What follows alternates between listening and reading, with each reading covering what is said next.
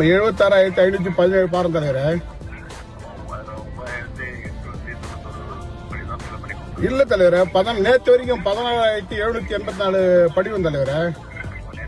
நேற்று வரைக்கும் பண்ணிருக்கு தலைவரே. இன்னும் 4,100 படிவம் பெறப்பட வேண்டியது இருக்கு தலைவரே. நல்லா போயிட்டு இருக்கு தலைவரே. அப்பா நல்லா இருக்குப்பா, நல்லா போயிட்டு இருக்குப்பா.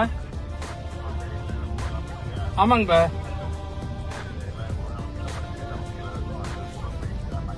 ஆமாங்கப்பா, அதனாலதான் நம்ம ஆட்களை அங்கங்க பூத் ஸ்லிப் எழுதுற மாதிரி கிட்ட இருந்தே உட்காந்து டேபிள் போட்டு எழுத சொல்லி இப்ப பண்ணிட்டு இருக்காங்க.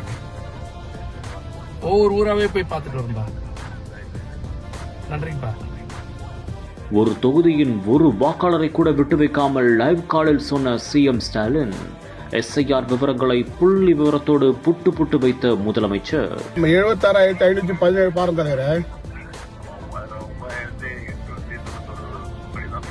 இல்ல தலைவரே, நேற்று வரைக்கும் 14,784 படிவம் தலைவரே. நேற்று வரைக்கும் பண்ணிருக்கு தலைவரே. இன்னும் 4,100 படிவம் பெறப்பட வேண்டியது இருக்கு தலைவரே. நல்லா போயிட்டு இருக்கு தலைவரே.